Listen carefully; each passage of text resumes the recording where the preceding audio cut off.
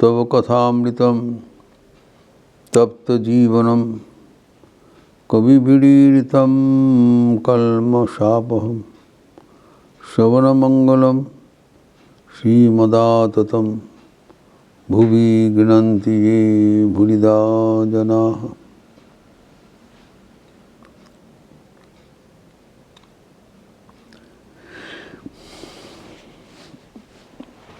जमलार्जुन का स्तव के बारे में चर्चा हो रहा था कि भगवान के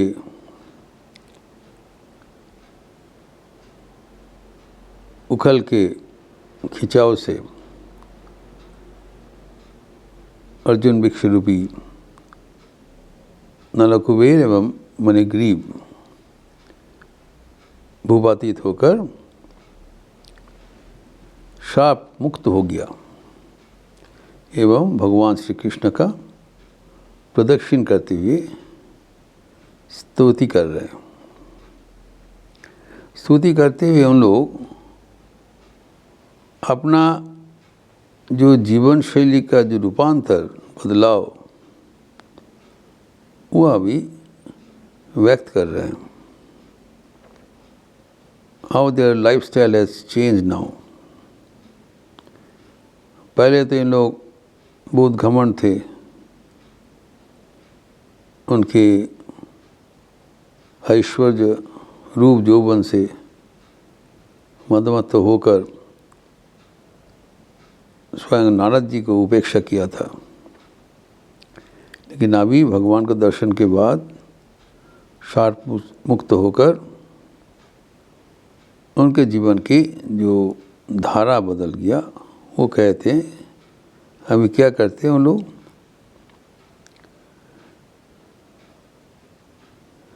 वाणी गुणानुकथने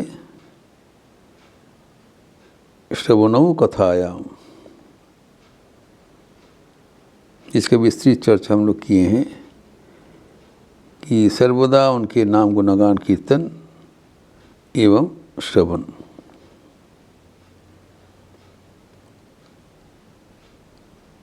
ये नवलक्षणा भक्ति के भीतर है।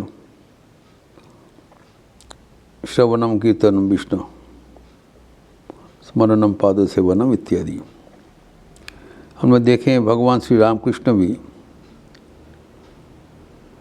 उनके अंतरंग भक्तों को बताया ईश्वर के नाम गुण कीर्तन सदैव होना चाहिए एवं वह आंतरिकता के साथ एवं लज्जा घृणा भय संकोच आदि छोड़कर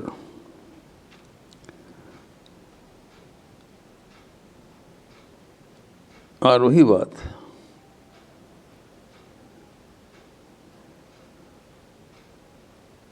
श्री रामकृष्ण कहते हैं कि सब कुछ छोड़कर भगवान की शरण में चले जाओ।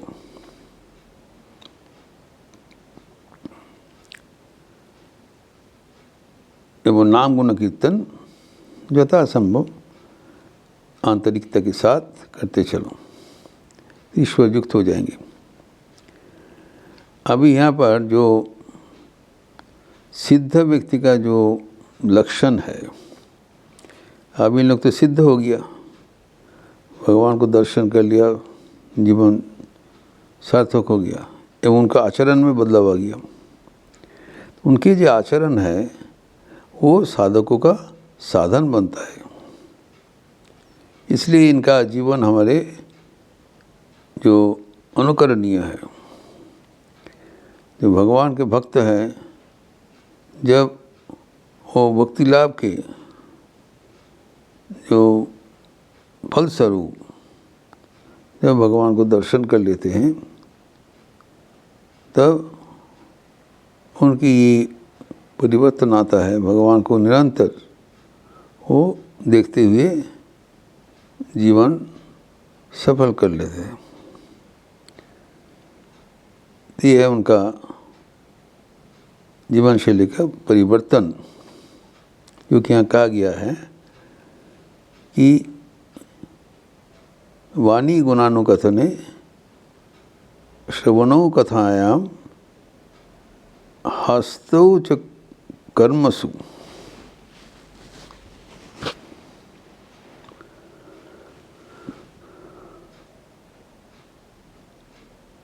मनोस्तु पादयोर्नः स्मृत्या, मन आपके पद पद में स्मृति में गया, लेकिन हाथ से वो कर्म करते हैं। ये भगवान का यही नियम है, हाथ से काम लो, मन में नाम लो, नाम गुणों कीर्तन करते चलो, लेकिन साथ साथ कर्म भी करो। हमें एक गलतफहमी है, हम समझते हैं कि अगर भगवान को हम प्राप्त कर लिया तब हमारा कर्म समापन हो गया। We don't have to work any more, साधन भजन संपूर्ण हो गया। हम लोग साधन करते हैं, कर्म करते हैं भगवान को पाने के लिए। जब भगवान ही प्राप्त हो गया, कर्म क्यों करे? ये एक गलतफहमी होता है, लेकिन भगवान हमें समझा रहे हैं कि निरंतर कर्म करना चाहिए, क्योंकि ये दोनों बताया हम लोग इस अवस्था में निरंतर कर्मरत हों।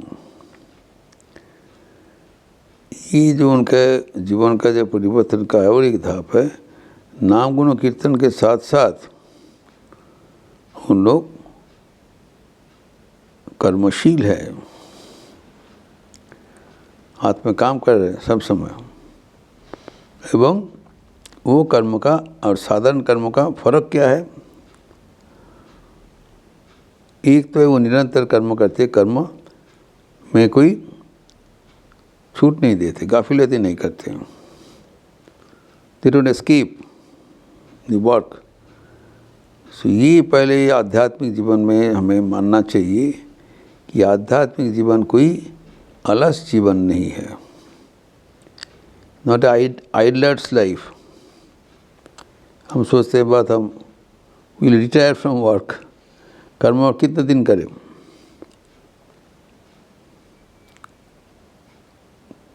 ठाकुर की भी बात है, कर्म कोते दिन ना जोते दिन ता दर्शन है। कि इनको दर्शन के बाद भी ये लोग निरंतर कर्म करते हैं, सिद्ध पुरुष कर्म। श्री माँ शारदा देवी के जीवन इसका एक ज्वलंत प्रमाण है। श्री माँ शारदा देवी सुबह से शाम तक निरंतर कर्मशील थे, एकदम early morning to late night. Thakur के आंतरिक पार्षद भी वैसे हम देखा। तो ये जो इनका जो कहना है कि कर्मशील होना पड़ेगा, एवं उसके साथ साथ जो साधन भजन है, नाम गुण कीर्तन, ये सब तो ही है। इन एडिशन टू दैट निरंतर कर्म करना जरूरी है। जो भगवद गीता में भी श्री कृष्ण अर्जुन को समझा रहे हैं, 3rd chapter verses 8 and 9। नियतम कुरु कर्मत्वम कर्मो ज्याय ह्यकर्मणः शरीरो यात्रा विचते न प्रसिद्धेत कर्मणः। भगवान अर्जुन को कहते हैं, हे अर्जुन, तुम नित्य निरंतर कर्म करते रहो, be incessantly busy with work. एवं कर्म जय कर्मणा, the doing work is much better than remaining idle. Swami Vivekananda कहते हैं, the idle brain is the devil's worship. कभी आलस नहीं, कभी कर्महीन नहीं होना चाहिए, एवं इस सेवा के रूप में कर्म करना चाहिए। भगवान को प्रत्यक्ष भगवत बुद्धि से कर्म करना चाहिए। यहाँ पर कहा गया है कि नित्य निरंतर कर्म करो, एवं कर्म बिना शरीर यात्रा भी संभव नहीं होगा। Just for maintenance of our body, हमें कर्म करना पड़ेगा। निश्चिष्ट हो जाने से हमारा जीवन स्तब्ध हो जाएगा। तो जब हम कर्म करना छोड़ देते हैं, then we get rusted out. Swami Vivekananda कहते हैं, it is always better to wear out than rust out. तो नित्य निरंतर कर्म करना पड़ेगा। यहाँ पर भी इन्होंने कहा कि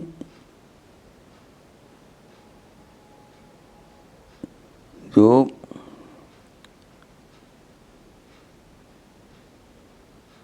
हाथ से हस्तायाम, जैसे मन वाणी से वो भगवान का नाम उच्चारण किया, कान से भगवान का नाम सुना, दैट इज देयर। एंड हस्ते च कर्मसु, जो हाथ के द्वारा, hands are always engaged in doing work for God, ये समझना पड़ेगा। सिर्फ कर्म करने से ही नहीं होगा, कर्म ऐसे करना चाहिए ताकि वो कर्म हमें बंधन का कारण न हो, कर्म मुक्ति का कारण बनेगा। तो ये कर्म करना चाहिए बोल के हम अगर छोड़ दे, तब वो हमारे लिए काउंटर प्रोडक्टिव हो जाएगा। कर्म करने से कर्म का उत्साह है बंधन, लेकिन ये जो कर्म बोला है ये है बंधन मोचन करने का कर्म करना। कर्म can be done in both ways. जो कर्म अगर हम नहीं बुझ समझ कर कर्म करें, वो खतरा है, हमें बंधन का कारण हो जाएगा, उससे बचना पड़ेगा। हमें उतना तक ही कर्म करना चाहिए ताकि वो हमें मोक्ष का कारण बने, आनंद का स्रोत बने। अगर बंधन का कारण होगा तो that leads us to slavery, दुख का कारण बनेगा। तो कर्म तो करना चाहिए, लेकिन सावधान से करना चाहिए, कारण वो कर्म हमें मोक्ष के ऊपर ले जाएगा। ये चिंतन से कर्म करना चाहिए। तो कर्म करने से क्या होगा, हमारे जो तमोगुण है, इनर्शिया है, that will be controlled. Inertia को, जो तमोगुण को डिफ्यूज़ करने के लिए रजोगुण की जरूरत है, एवं आखिर में राजोगुण और तमोगुण दोनों ही वर्जन करके मन सत्वगुण में प्रतिष्ठित हो जाएगा। तो अभी जो कर्म के बारे में जो बताया, कर्म ऐसी ढंग से किया जाए कि वो हमारे मुक्ति का सोपान बने। इसलिए जो जुमलार्जुन का जो स्तव है उसमें कर्म का उल्लेख हुआ है। Karma is a great blessings in our life. Karma is not independent, ये हमारे कोई इम्पेडिमेंट नहीं है, बाधक नहीं है। कर्म हमारे जीवन की एक आशीर्वाद है। कर्म होने से चित्त शुद्धि होता है, एवं हम जो भगवान को आश्रय करके, भगवान का अवलंबन करके जीवन आनंदपूर्ण कर सकते हैं। यही है, इनको तभी समझना पड़ेगा कि कर्म अगर हमको करना पड़ेगा तो किस उपाय से कर्म करें ताकि वो बंधन का कारण न बने, वो मोक्ष का कारण बने। What is that technique of work by which our work becomes purifying, elevating? ये जो कर्म करने का जो कौशल, ये भी भगवद गीता में श्री कृष्ण ने चर्चा किए हैं। उसका जो प्रासंगिक अंश है वो हम अगले दिन बताएंगे। ओम शांति शांति शांति। हरि ओम तत्सत। श्री राम कृष्णार्पणमस्तु। आज शनिवार का अवसर है। शाम को आरती के बाद काली कीर्तन लिपि दिया जाएगा। आप लोग सब स्वागत है। अच्छे रहिए, स्वस्थ रहिए, आनंद में रहिए। नमस्कार।